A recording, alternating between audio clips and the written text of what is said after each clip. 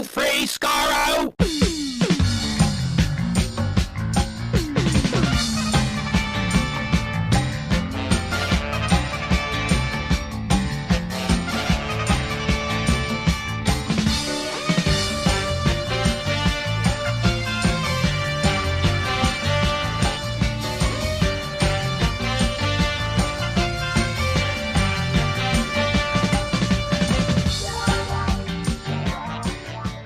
Hello everyone, welcome to Radio Free Skaro, episode number 894.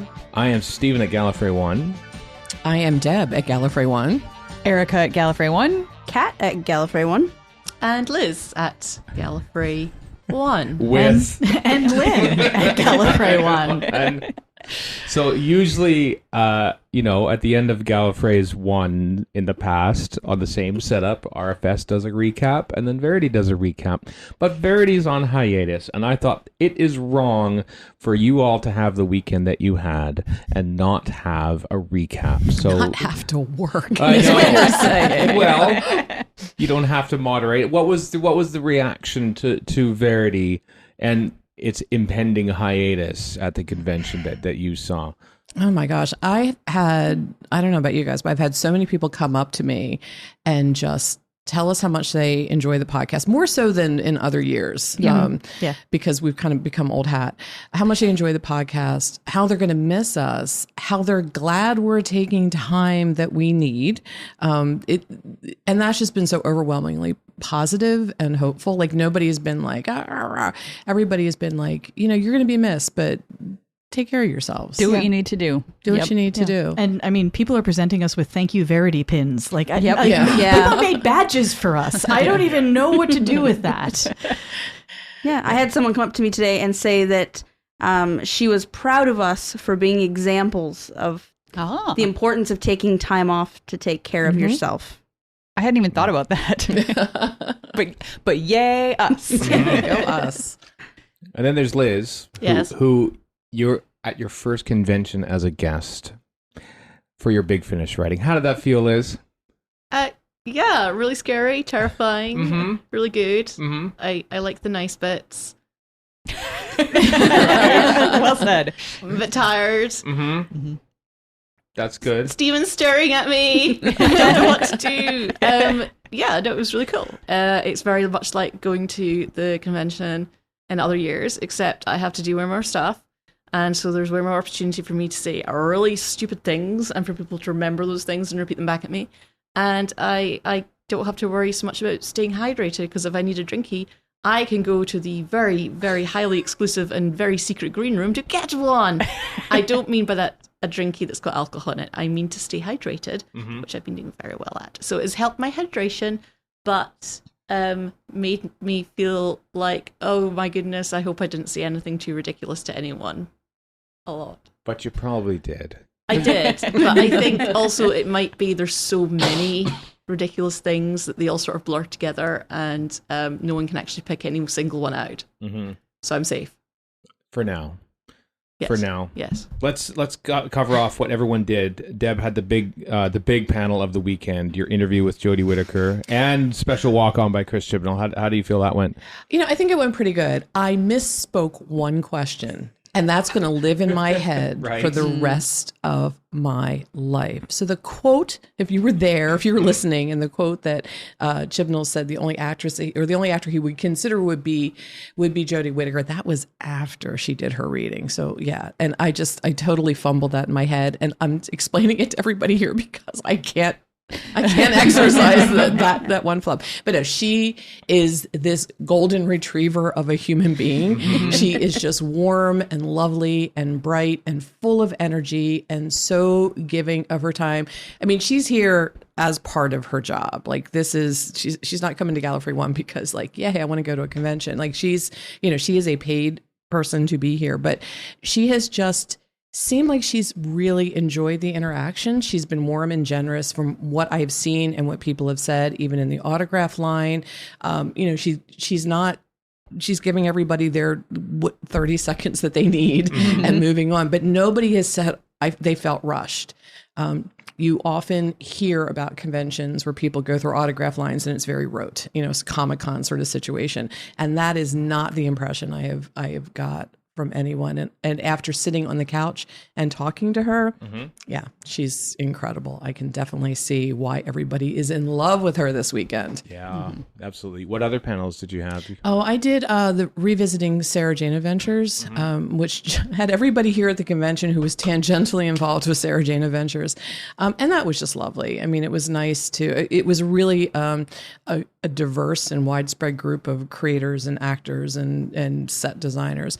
But it was kind of fun looking back at that era, particularly now since Russell Davies is on the very vocally on the spin-off train again. So it's kind of nice to reflect back on that. Kat, you were on the main stage this year. Was that? I've lost track. How many times have you been on the main stage before this year? This is the second. Right. First was Gareth David Lloyd and Naoki Mori. Oh, right, yeah. Who came storming onto the stage, wine glasses in hand, full of wine, giggling because they avoided their handler for the entire afternoon and they were doing whatever they wanted to do. Right. Wow. So that was less of an interview and more me just standing there and making sure we ended on time because they did the interview. They took control. What did you have to do? Which panels? Because you had other panels too, not just on the main stage. Yeah. What did you have? The main stage one was Men Behind the Masks, which was all creature actors. Ashad, Carvanista, Cybermen, Jadoon, Ood. They've done them all.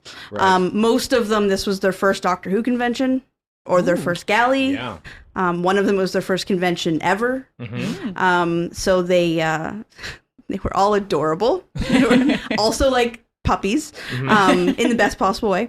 And they ended the interview with a Oscar style selfie with the crowd. Oh. And then proceeded to take a bunch more photos backstage with each other because they all know each other, but they don't get to see each other all that often, which I was happily drug into every single one of them. Hey. Which was fun. And then I had an Orville panel that I'm on every year, which was good. And moderated a Neil Gaiman panel. Oh, How did that go? Because I wanted to make it, but I didn't. It was opposite the Jodie Whittaker panel. So we were expecting a few people. It was full. Yay. Which was exciting. Yeah. And we talked about all of his work, and we kind of stuck to themes that go through all of his work. And we ended the last 10 minutes talking about Doctor Who, but the rest was all his other stuff. Cool. So it was exciting. Yeah, people seem to enjoy it. You do good work on those. Are you still nervous when Chris is in the room watching you? Are you ever going to get over that? This is the first year he's been allowed to be in the room with me. Right. Up until this point, I've been like, no, you're not allowed to be there because it's going to make me nervous. But yeah, this is the first year. Yeah. So he says I did a good job. Yeah. So. I was at the Monster one, and it was a great job. I was so nervous about it. I've never done a round table before. Yeah. It was so good. They were having so much fun. They were I was nervous, and they were like, why are you nervous? We should be nervous. You're fine.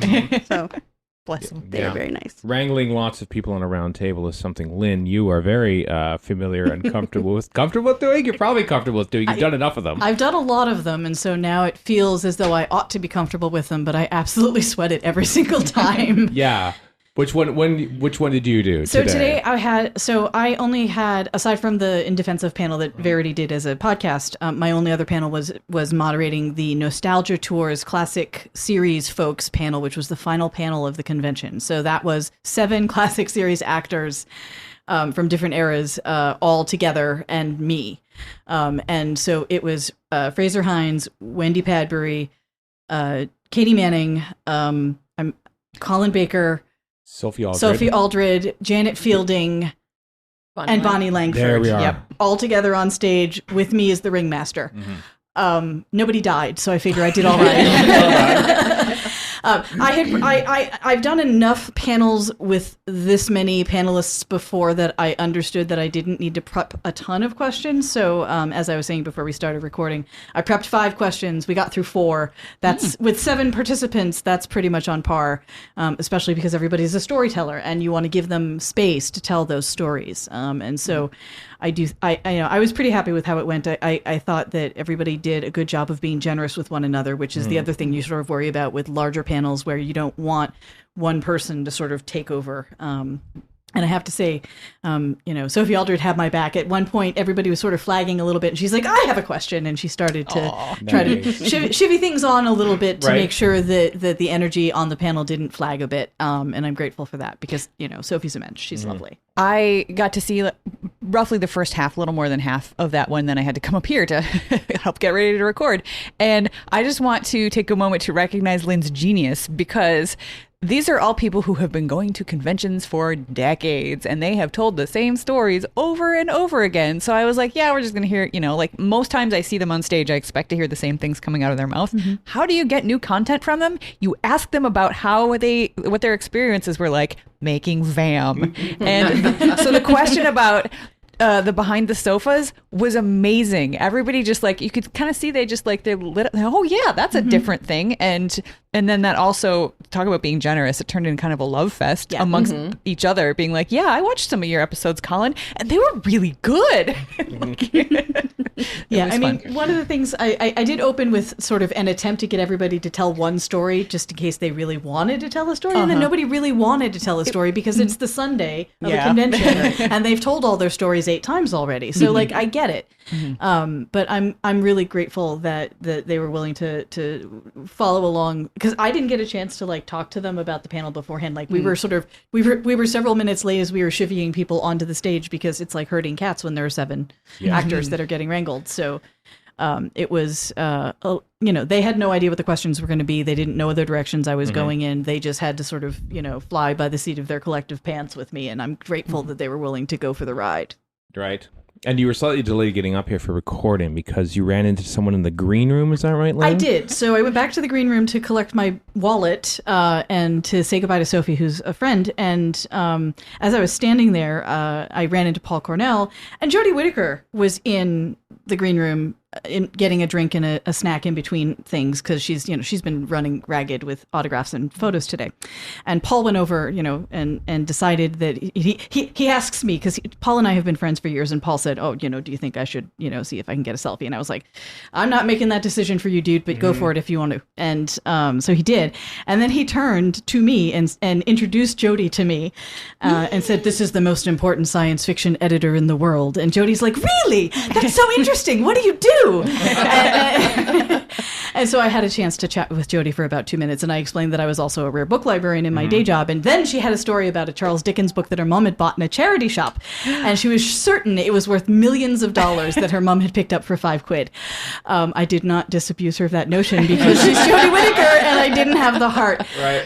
But I was impressed with myself in that I got out sentences that had a subject, an object, and an end of the sentence. Right. Because I'm comfortable most of the time chit-chatting with classic series folks, because I've met most of them enough times that Janet Fielding is Janet, and I'm respectful, but I'm not terrified. I was just scared. Jodie was absolutely lovely, and she's very warm, but it is very I'm not good at being starstruck, and I was very much starstruck, and she was right close to me, and I'm like, how's my breath? Oh God, I'm gonna this is terrible, she's gonna hate me. And she was really lovely, and then she was like, oh, so sorry, I gotta run away, and she just ran away. And it was just it was like being caught in a whirlwind for just a minute and a half, but it was a glorious whirlwind, and when you're done, you're just like, that was amazing. And it was unexpected, because we had done photo ops and autographs with her, and she was lovely, but when you do photo ops and autographs, you expect you get 10 seconds, 30 seconds, and off you go. So the fact that I got a minute and a half of her time is just that's I'm dying here. I'm still riding the wave of adrenaline. I don't even know where I am. Erika, you sort of took things easy this convention by choice, I might add. Yeah, talk about demonstrating pulling back to take care of yourself. That's me this year. My only thing was In Defense Of, which went very, very well this year. It was wonderful, but really all I had to do was sit there with a little timer on my phone and ding a bell, and also trick Deb into having to demonstrate for everybody, which she was not expecting. I was not expecting that. Yep. That was a baller move. I was like, you know what? I'm just going to make her do it, because the rest of you guys were all, running around and getting names of lovely audience participants to come up and just wow us with their ridiculous defenses of ridiculous things. So I was like, yeah, we need to fill some time let's do this. And it worked. And I never play the game. I know you don't. So like, that's what made it a baller move. Tricked. I was really tricked. However, the topic that I gave you was one that we had used as an example before, so you've heard it defended more than once. So I figured it was a little bit of a softball. It was kind of a softball. And it was defending the fact that these hotel rooms, we're sitting in one right now, have almost nothing in the way of drawers anymore. And it's just, you did a very good job. Thank you. Thank you. Well done. Yeah, it was good to have that panel back again after 3 years. If only we got an hour and a half. Yeah. Right? Mm-hmm. It just needs a little more time. A little more time. Mm-hmm. Well, we'll touch base again after the interviews, because there's a whole bunch of interviews on this podcast in quick succession, folks. There's a hat trick of interviews. First, I sat down with the Bonnie Langford and had a chat with her mostly about theater stuff and how they fared during the pandemic. She was lovely, Lynne. Yeah, I know. I'm so jealous. After that, Dan Slott had a chat with Warren Fry of this very podcast. And then at the very end of that, I caught up with Matthew Jacobs and Vanessa Yuille, fresh off of winning the award at the Boston Sci-Fi Film Festival on Friday. Nice. And they had a screening of their documentary, Who Am I? And so you'll hear... Which you are in. Which I am in. Yes, you are. Yep. And so you'll hear all those after the break.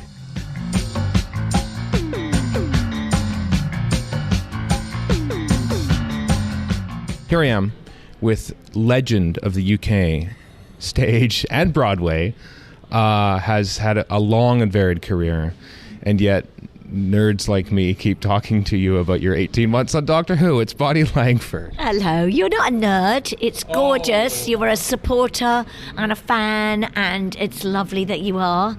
And yeah, it was only 18 months, wasn't it? It was about that. It was a small thing. First, I have to mention this Doctor Who scarf of a ribbon collection that you have. My ribbon collection is so extreme. It's like Tom Baker's scarf wrapped around my neck twice. I love this whole ribbon thing. I've never heard of it before or experienced it before, and I'm so enthralled by it that it's become a little bit of a monster around my neck. Who do people hand them to you, or do you seek them out now? No, well, they come up, they give you a ribbon, and then I have ribbons to give to them. Mm-hmm. It's this wonderful exchange program with little sayings and mottos on them. And not all of them I've read, although I see one here that says carrot juice. That's obviously me and Colin. And I just love the fact that it's so representative of the joy that there is in Doctor Who. I love it. It is. I know much has been made of the fact this is your first in like 22 years at Gallifrey One. What's it like being back in this? It's great, you know. I mean, I didn't purposely stay away for 22 years, and the reason why I know it's 22 years is because the last one I came to, my daughter came with me, and she was 4 months old at the time. Mm-hmm. She doesn't remember it, I hate to say. But and that is the last time. That's the last time I've been to LA. I know, and I even lived here in New York for 4 years at one point in the middle of all this. So yes, it's taken me 22 years to come back, but it was worth it, and I'm really enjoying it. There's such joy here. It's lovely, really is. Is it because of work? Because of work that you stay away from all these things? You haven't been ignoring us, have you? No, I mean, I wasn't. Yeah, it's work, really. Mm-hmm. To be honest, it's work. Then we had this thing called a pandemic in the middle of it. Right. That little nuisance that was very inconvenient for everyone and very unpleasant for many as well. And I haven't actually travelled. I mean, I was on a tour last year. I was in the West End with Anything Goes, the musical, and we went to around the UK and Dublin, and that was my first flight in forever. Right. Because before the pandemic, I had been in a soap opera, a continuing drama in England called EastEnders for the BBC. I was in that for about 3.5 years, and then I did nip over to New York a few times because I had a green card and family, so I would nip over there because it was a bit quicker. And then, but holidays I didn't really take. And then I went straight into 42nd Street, the musical, at Theatre Royal Drury Lane. And then I went straight into 9 to 5, the musical. Mm-hmm. And basically, the pandemic struck as I was about to finish in that show and have a nice holiday. Mm-hmm. And, well, we all got a break, but not necessarily going away. Mm-hmm. How was that for not only you, but the industry, the theater industry during because other places could do some sort of limited broadcast or something for a live event. It must have been tough. Terrible. It was absolutely devastating, because there was that first little moment where we all went, oh, this is quite nice. The world has stopped and we don't have airplanes going over and we can hear the birds and the air is clearer and maybe we can do a bit of spring cleaning and clear out cupboards. And then we all went, oh. And for most people in my profession, we're all freelance. And particularly live theatre. And at that point as well, television and film, everything stopped. And the lovely tax departments and whoever else, every sort of system that was in place to support various other industries or people, generally we were put down as not eligible. And they didn't consider that it takes a whole village to make a show, and there are so many different talents and professions, and suddenly we were not able to function. And some people did things from their living rooms, and goodness knows what. I don't really like to do that. I find that I would rather work in the correct environment, and I don't know. I was a bit sort of, I don't know. I just felt awkward about all that. I'm very fiercely private as well. So you go, oh, you'll see that I'm in my bedroom and my ensuite is behind me, and it doesn't seem very pleasant. Oh, whoops, it's not a studio. And, to be honest, the one thing that kept us all going really was Big Finish, although I'm not like Melanie Bush and I'm not very technically savvy, and the idea of being able to sort of do things on the computer I wasn't very good at. I'm better at, but not still that good. And I did do a lot of the Big Finish, but I did go to a studio when I could. So and for theatre and all those professions, it was absolutely devastating. Some people left the industry and never came back, and that is very sad and very disheartening. And then there's positives, aren't there, where you find new ways to do things. I think theatre in London is coming back to a degree, although now we have the cost of living crisis, which makes it difficult, and the electricity, and you can't light scenery without electricity, and now it costs 4 times as much. So, we're all sort of, I think, still recovering somewhat. But the one good thing I would say is that any theatre that does go on is hugely supported by those people who love live theatre. And I think there was a point particularly where people realised that when you take something away, you notice how much you miss it. And so it's now very valued. So that's fantastic. Right. But there was also some friends of mine who, one of them's a props maker, and the other one was assistant stage manager, and they created a logo on a T-shirt. The phrase was "the show must go on," and it used the different letters. Each letter was the artwork from a different musical, one of the 16 musicals that was on in London when the pandemic struck.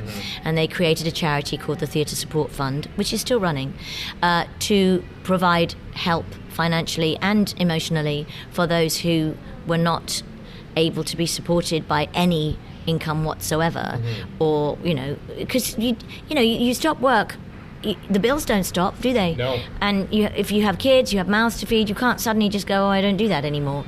And they were so remarkable. I did some work with them. It's very difficult.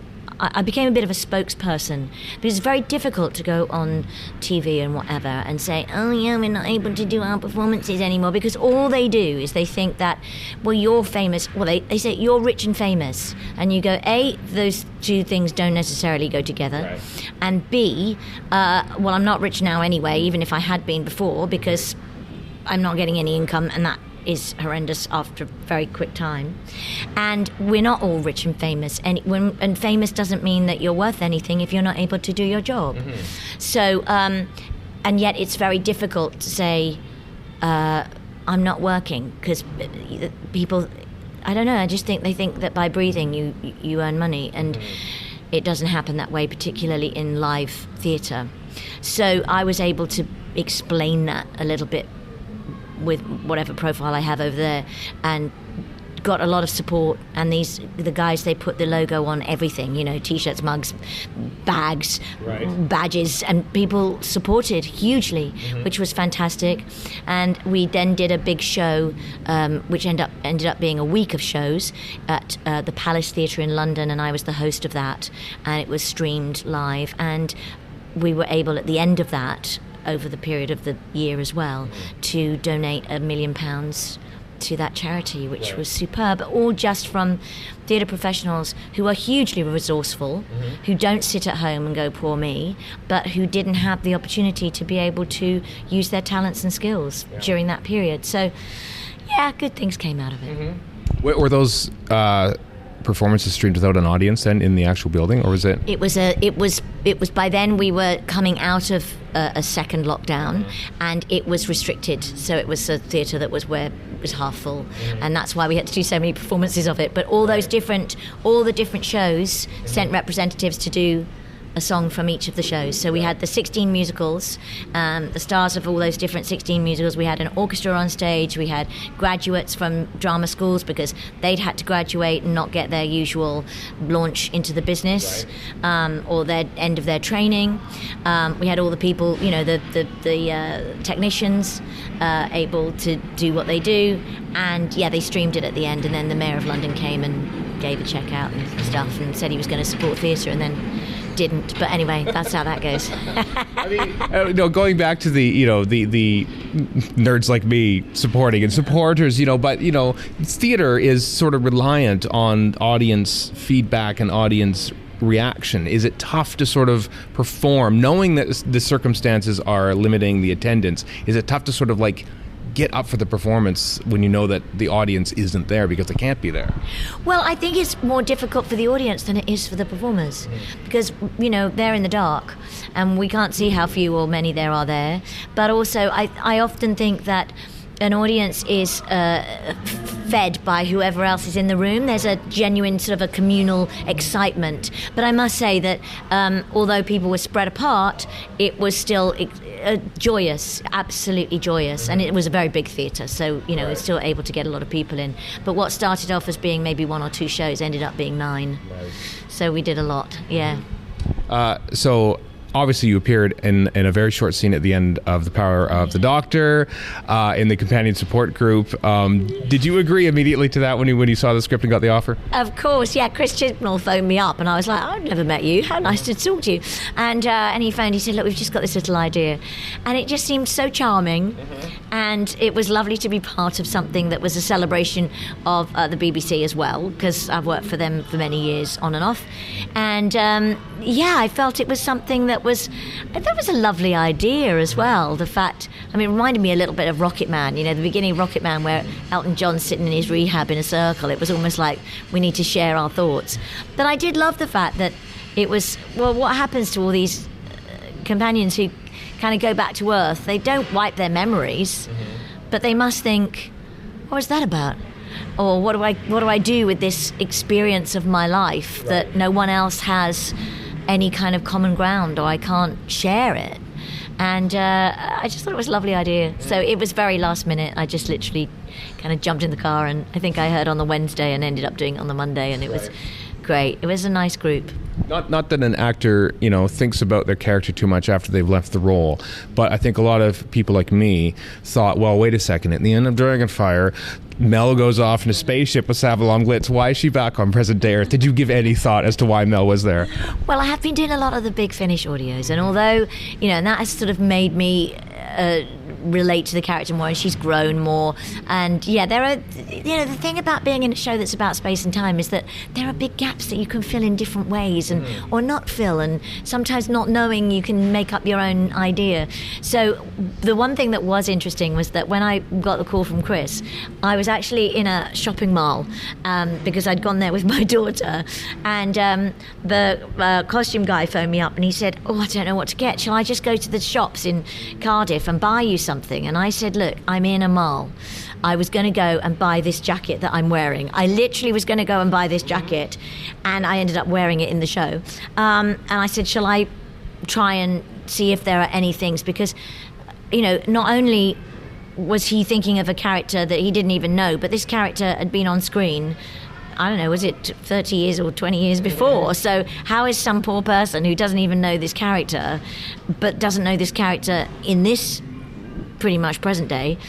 So I went into a shop and I saw a few things and thought, that might be, and ended up, I'm sure they thought I was completely crazy because I was putting on clothes and taking selfies and sending them to this bloke going, what do you think? And he just kept saying, yeah, buy it. So I bought all these different things, including this jacket, which I actually bought for myself. And that's the jacket that they said, oh, can you wear that? Did you expense them for it? Of course. So you got a free jacket out of it too. I got a free jacket, but then I can't really wear it on anything. I bought it because I was going to do a TV show. I was doing a chat show, and I was going to wear it for that, and then of course I couldn't wear it for that because he said don't wear it on telly. So I went, okay, I won't.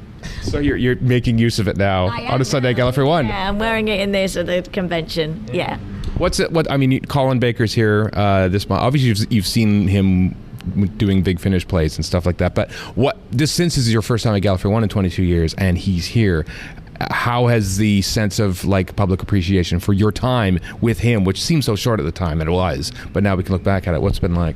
I'm amazed, actually. I'm amazed how supportive and how genuinely enthusiastic and supportive the fans are. It's such a short period and such a long time ago, but to be part, this is it. The program, when I joined it all those years ago, I had no concept of, look, how many years later and we're still talking about it. That's unlike any other job you really do. And I've done some jobs that are pretty sort of iconic. I was original cast of Cats and things like that, and Gypsy and stuff, but you don't talk about anything as much as who, really. Even being in something like EastEnders, which was, I did some very big storylines, it doesn't ever get repeated. So you see, the thing about Who is that it's there forever, and people watch it again and again and again and see more and make up more. Some of they go, why did you run that way? I don't know, because I was told to. I'm not really sure. And also, they remember it much more intensely and fondly than maybe I do, because I've moved on so much, and it took me a long time to I didn't do any of the conventions when I was in the show at all, apart from before I started, because I'd moved on. It was like, well, that was a job, and now I'm doing another job. Yep. And this is, but I remember there have been other companions. Well, Bradley Walsh is a dear friend of mine, and a few years ago I was in EastEnders, and we were filming Elstree, and he was filming the game show that he hosts called The Chase, and he was filming across in the other studio, and I saw that he was there, so I gave him a call and we went and had lunch, and he said, I've been asked to do Doctor Who and I don't know whether to do it. And I said, do it. You will have no idea of how far it reaches and how fondly it is thought of and loved, and just do it. And so he did, and I'm so glad that I got to be in that scene with him at the end as well, because it was almost as if we had encouraged each other, because it made me realize as well how it's the gift that keeps on giving. Well, I hope you don't wait another 22 years to come back and visit us here. No, I won't. Then I'd be a very old lady. But I will definitely be coming back sooner if you'll have me. I think we will. Bonnie Langford, thank you very much. Thank you so much.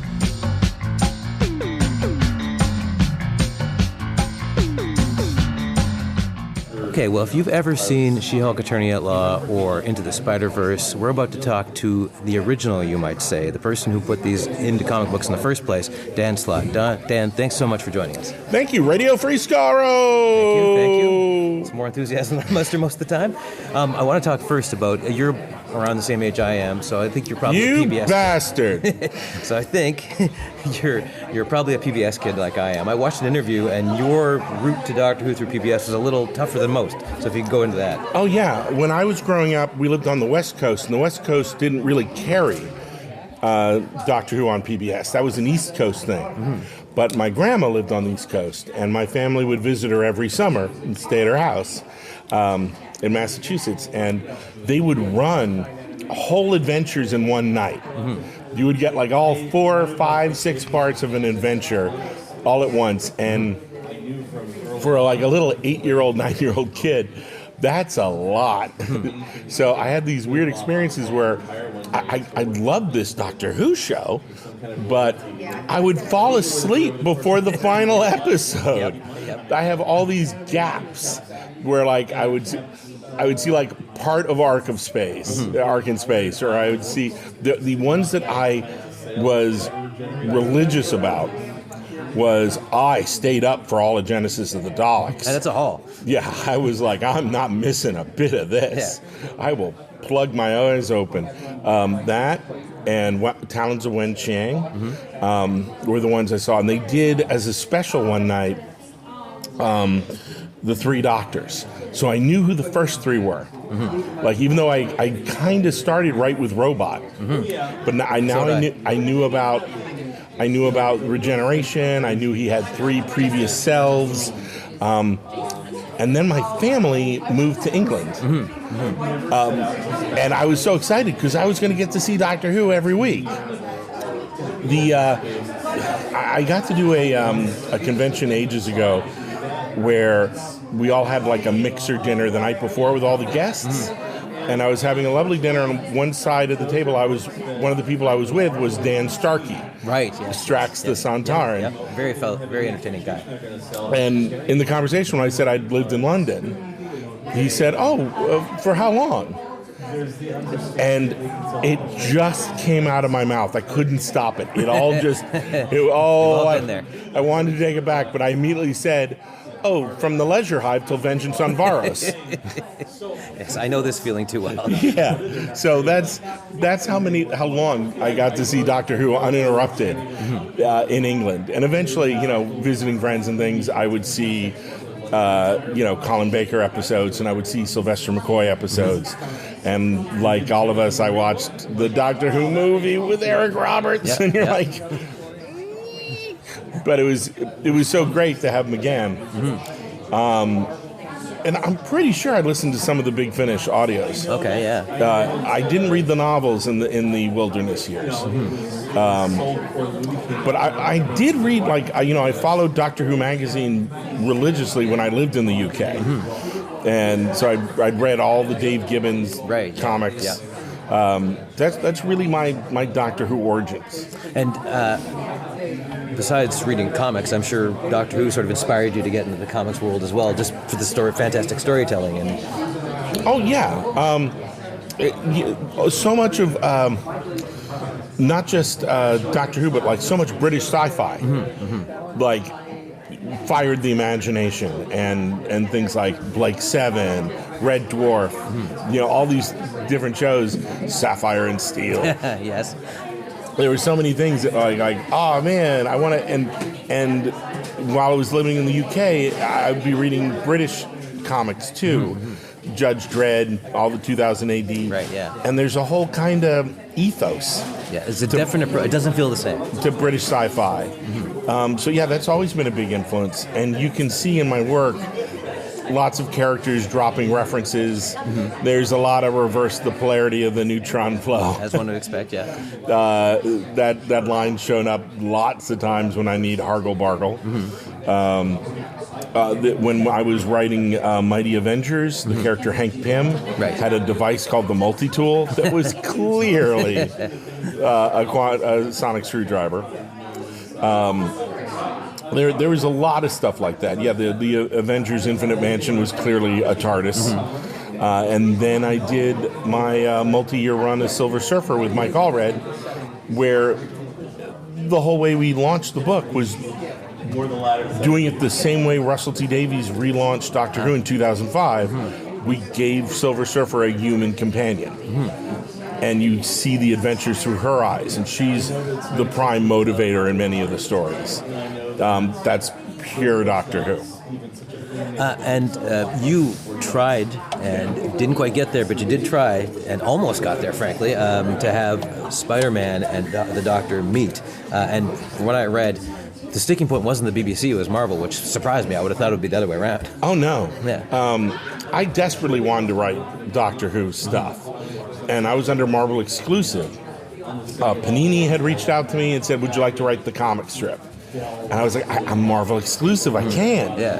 And Titan Comics had reached out to me, IDW, like everyone reached out to me when they had the license. And they go, we know you're a huge Whovian. Would you like to write some Doctor Who comics? And I was under exclusive.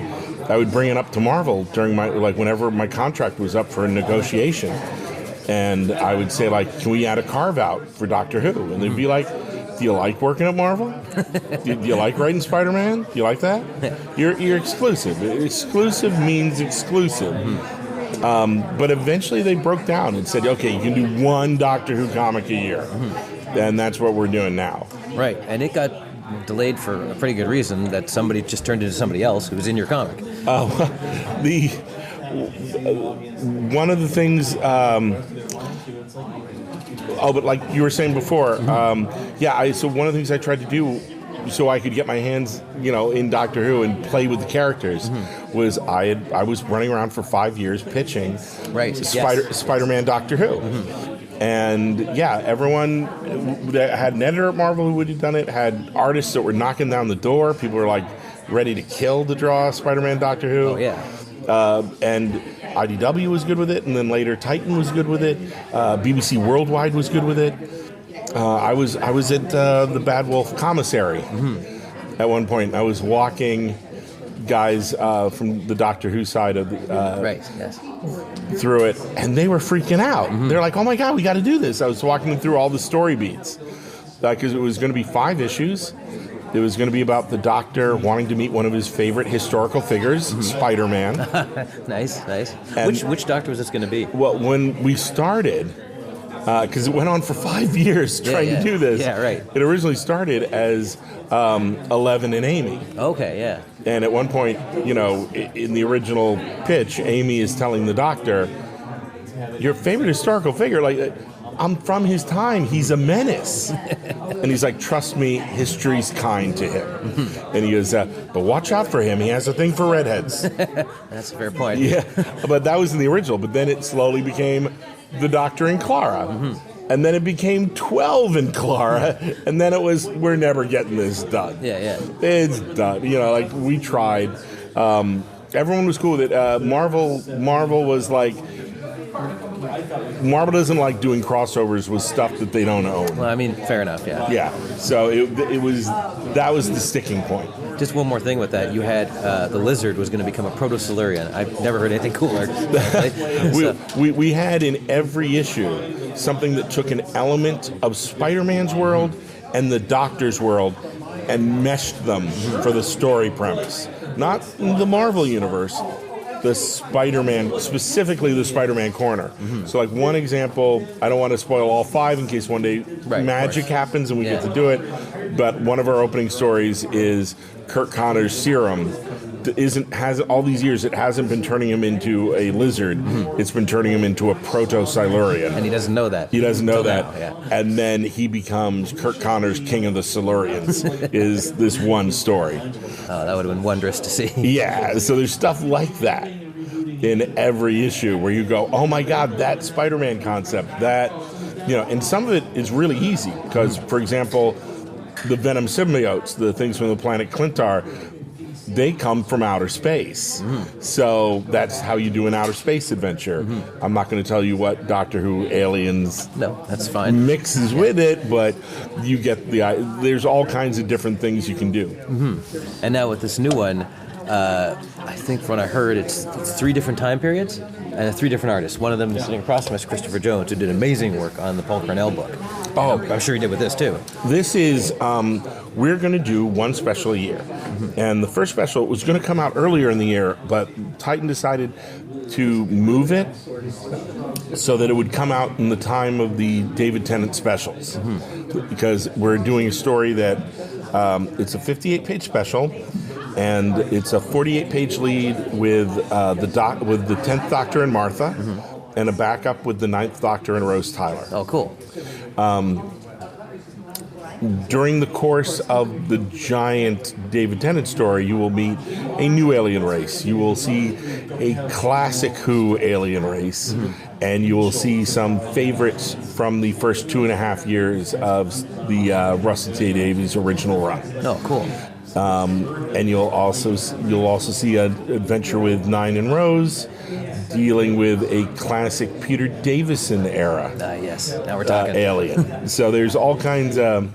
But if you've never seen Doctor Who before, this will take you by the hand and introduce you to all the concepts. Okay, great. Yeah, because we're hoping, maybe some Spider-Man readers will come over and try it. Because we're working on it. It's got art by Chris Jones, right? Yeah. Matthew Dowd Smith, and Mike Collins, who is a Doctor Who storyboard artist for many years, all throughout the New Who era. And yeah, that's great. He's doing the Nine and Rose story.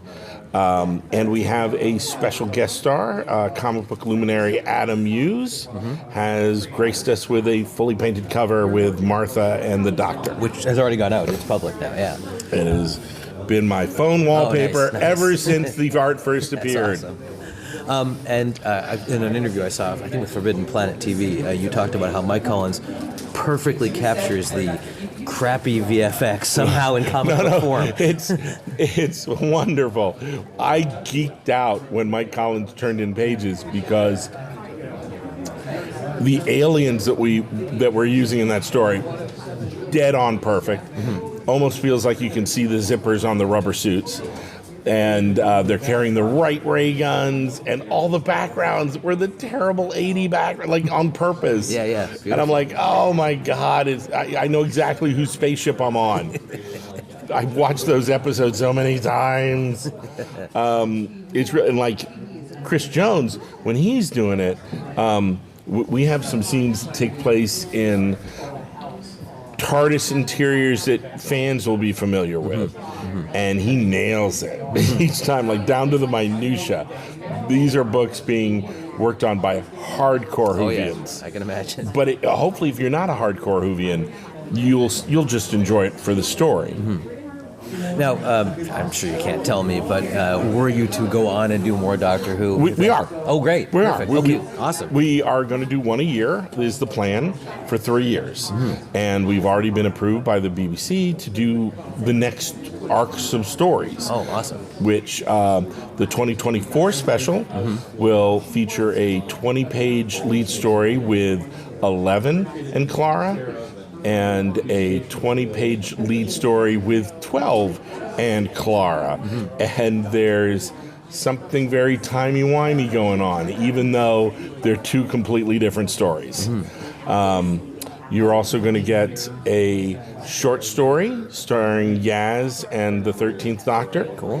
And you're going to get a short story, which we're not going to write until we see the first special. Makes sense, yeah. With 15 in Ruby. Oh, perfect. The one we have that's already finished in the can for 2023, we've got to go in and do a slight change because there is a main character that shows up for a third of the book whose name is Ruby. Oh, oops, yeah. So. And yeah, we didn't know there was going to be a character, Ruby Sunday, so she will now get a new first name, which will have the same number of characters, so we don't have to redo all the word balloons.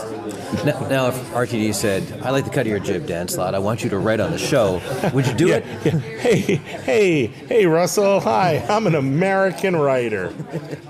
So, I mean, okay, we're wish casting here, but would you be interested in writing for the show? Oh man, I would love to write for the show.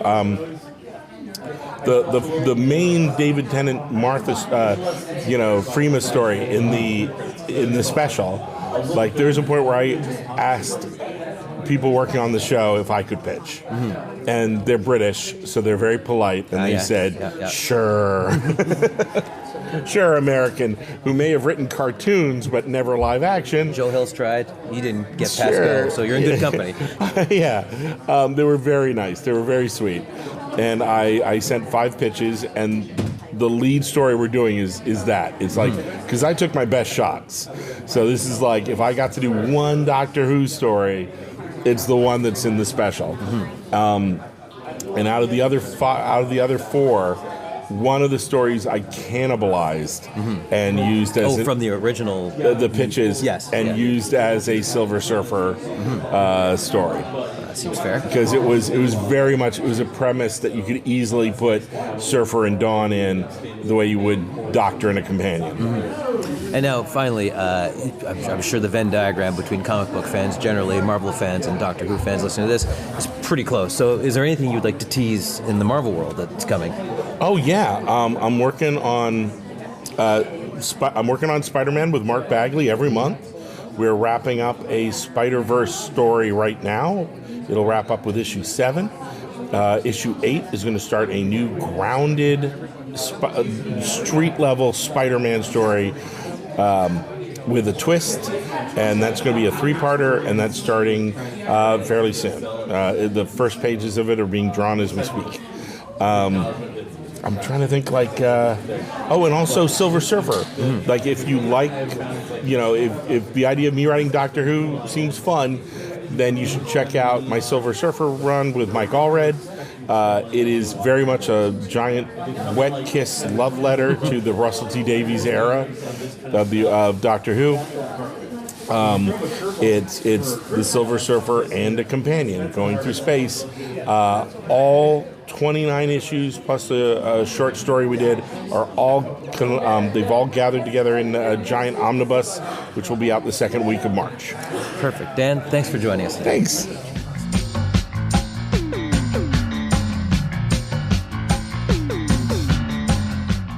It's late Sunday at Gallifrey One. We're basking in the sun. I didn't realize that was going to rhyme before I started that. What a journey it is to get to the end of this convention, and indeed a journey for Doctor Who Am I.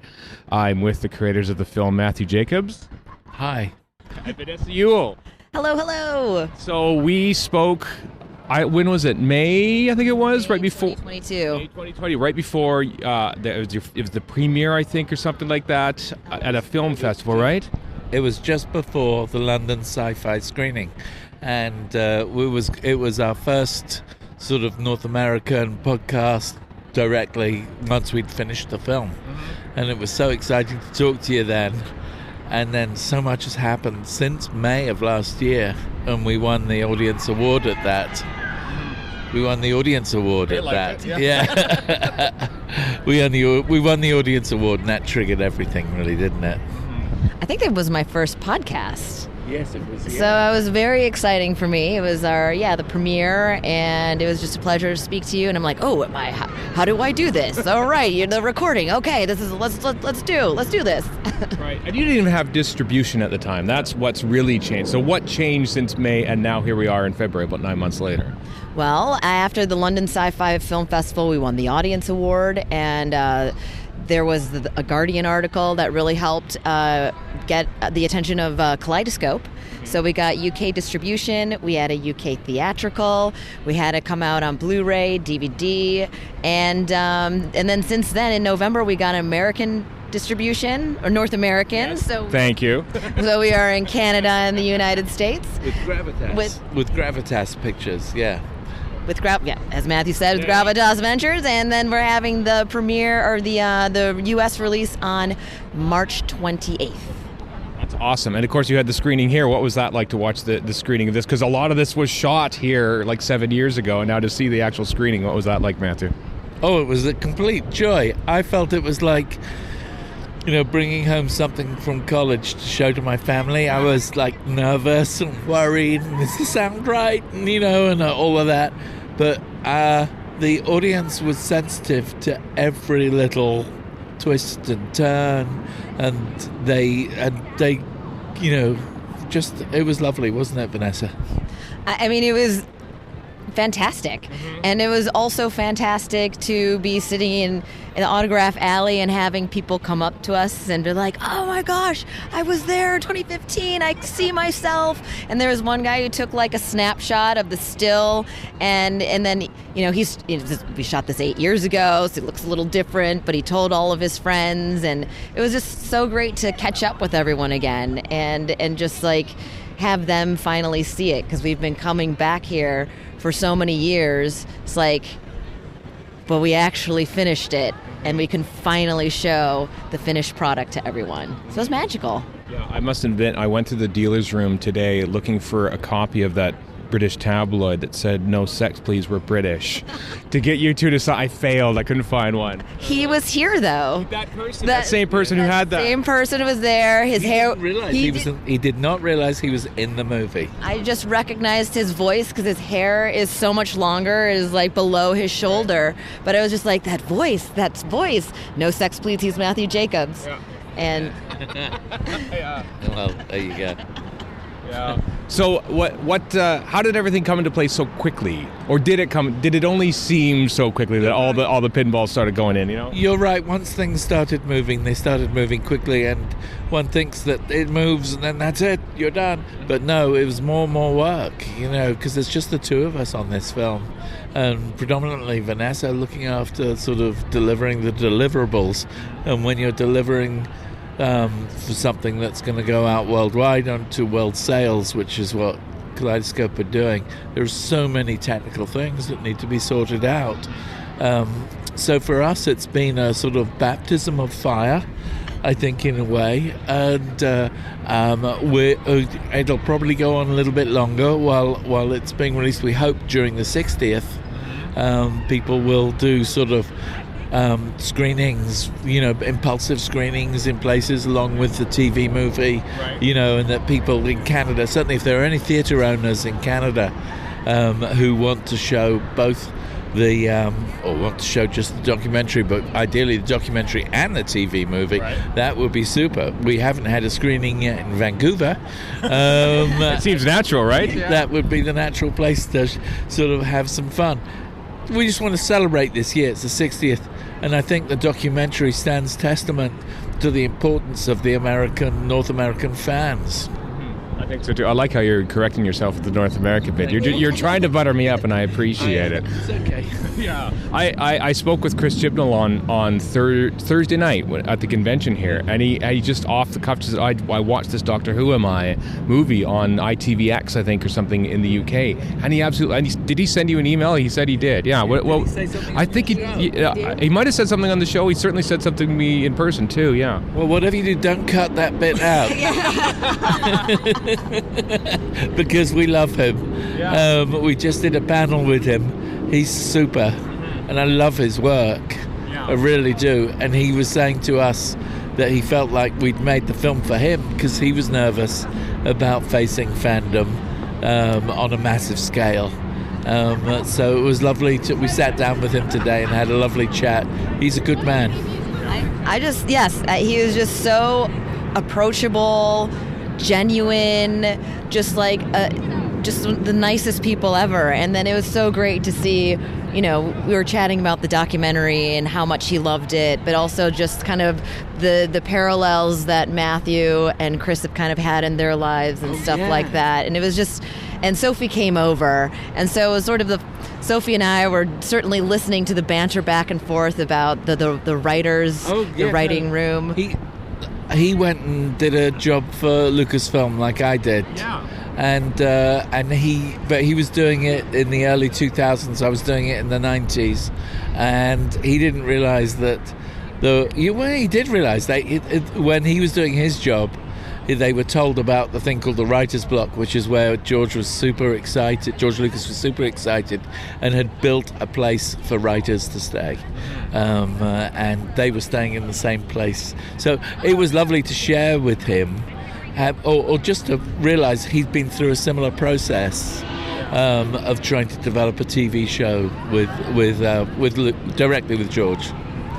Yeah. I almost feel like the last 9 months or so could be a documentary unto itself, and you actually selling and promoting the movie. It's like that. Have you ever given thought to a follow-up or an addendum? An addendum? Well, maybe, but there will be a budget this time.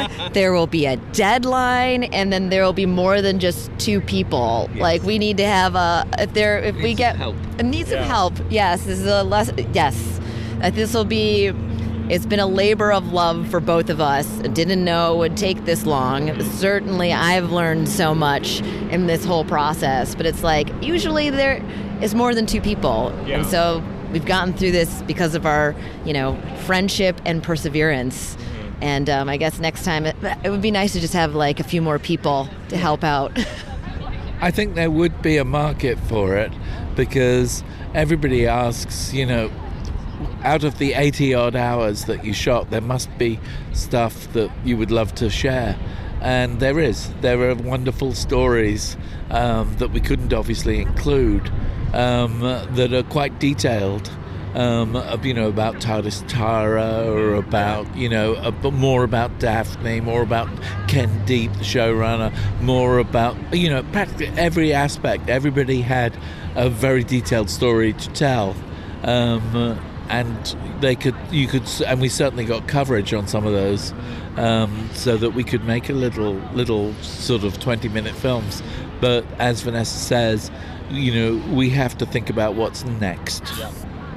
And we have to, so if we do it, it would be a super kind of, because at the moment the Blu-ray has no extras. Yeah. It's kind of like raw. Uh-huh. It is what it is. We wanted to get it out there, and we weren't rushing it or anything like that, but we just didn't have the money to make any more, right, to be honest. So if we can, if there's an interest for it, then maybe a distributor would put up that so that we can do some extras. Maybe once the BBC starts cracking into the Paul McGann era for their box set, they'll become calling for that. Oh, yes, that's a good idea. Yeah. Thank you. Russell Minton is here this weekend. He might be able to arrange something. Thank you. Yeah. If you haven't interviewed him already, you should interview him, pitch the idea. I will give him the note. So are there any more like screenings or festivals that you're going to with this in the next little while? Well, since it's coming out in North America on the 28th, we had a short window of, applying to some festivals, and so I personally think the Midwest is like, they love this story. So we have the Beloit International Film Festival in Wisconsin, and then Omaha, which is in March.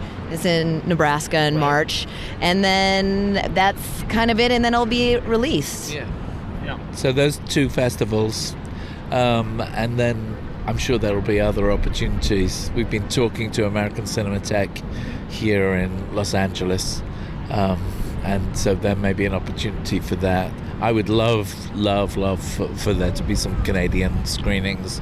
I'd love a Bay Area screening as well up in Northern California. I'm from Milwaukee, Wisconsin, so I want one there too. My wife's from Madison, so she'd appreciate that. Madison would be great too. Big college town. I think it would go over well there. Absolutely. I look forward to getting this on DVD, Blu-ray, here in North America, Canada, in late March. Thank you very much, both of you, and great work on this and getting this thing to fruition. Thank you very much. You're also very important in the story as well. It's really that. You're there at the pivotal moments. Yes. We discussed that before. We did. We don't need to go over that. So thanks, Stephen.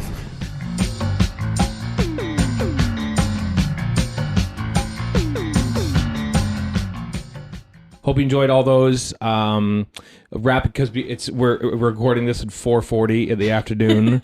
Liz, the official guest here, has to run off to the closing ceremonies at some point, but be on stage and wave to all of her adoring fans. Yeah. Okay. Yeah. But if I started off with mentioning Verity hiatus and stuff like that, but seeing how much love there still is out there for the podcast and for all the work that you all do, has that crystallized any plans or thoughts about what the show will do once it comes back? Now I see why we're all sitting here. This was a trap. Oh my God. Right? It hasn't crystallized any thoughts on how it's going to come back, other than just reiterating how much I would like to come back, and being excited about that. But there's been a lot of life happening for us. So many of us. So much life. So we just need to take a little more time. And I think the only thing that this weekend has done is it feels like a real reconnection. I don't know about the rest of you, but I've been feeling a little bit disconnected from that because of all the real life stuff that's happening. So just being in this very warm and welcoming space, and just talking to people, it's like, it brought back all the joy of the earlier years of doing this, and just made me miss it. Like I'm so glad that we're doing this, because I was thinking, oh, we normally do a Verity wrap up at the end of the convention, but yeah, that's it for me. Yeah, I think that for me, it's confirmed. It's definitely confirmed the intent to return. Like I have been pointedly saying to people, yes, we're on hiatus, but it's not a BBC hiatus. Like we're definitely going to come back. We don't know what it will look like. We haven't made those decisions yet. We haven't even really had those conversations yet to figure out what we want out of the next iteration of Verity as a group. But I think that this experience has definitely confirmed the intent to make sure that we do come back in some form. Yes. We don't know what this regeneration will look like, but we're definitely going to regenerate, and we're definitely going to do more. Kat, any last words? This isn't the wilderness years. It's just a brief hiatus. And I made a joke to someone that, when we come back, maybe we'll come back as a Target novelization. we don't know yet. So it could be anything, but we're going to come back in some form. I would like to hope, and The plan is there. Yeah. Liz, any final thoughts? Yes. Can you share them with us? They said. Fantastic.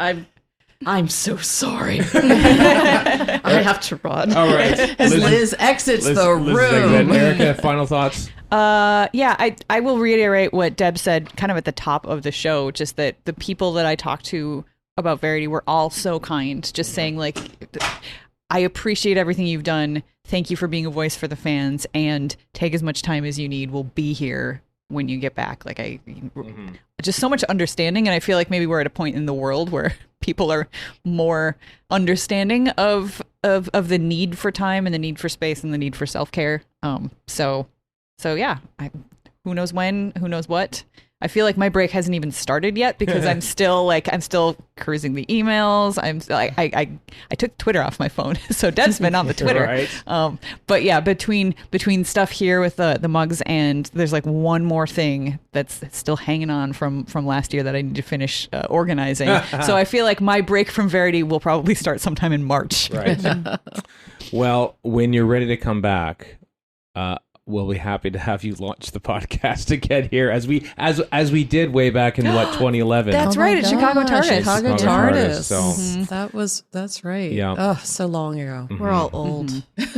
Dust. Yeah, I want to tell you a closing thought, because I didn't mention this yet.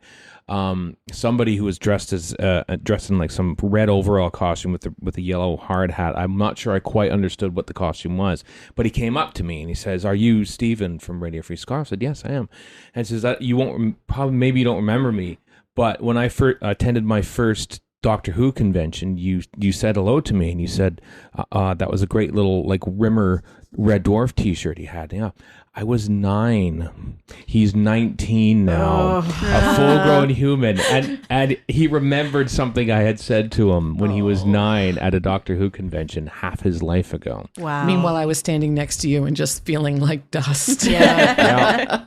You never know what impact you're going to have on kids, folks. So, well, thank you all for joining me for this on this episode of Radio Free Skaro, and everyone get home safe. Until next time, folks, and indeed, one last plug. Next week, a full-length conversation with Chris Chibnall is on the podcast. It's already on your Patreon feed if you're a Patreon supporter, but next Sunday, Chris Chibnall, a full hour and a bit with the former showrunner of Doctor Who. So until next time, I am Stephen at Gallifrey One, Deb at Gallifrey One, Erika at Gallifrey One, Kat at Gallifrey One, And Lynne at Gallifrey One. with comments from Liz. So long for now.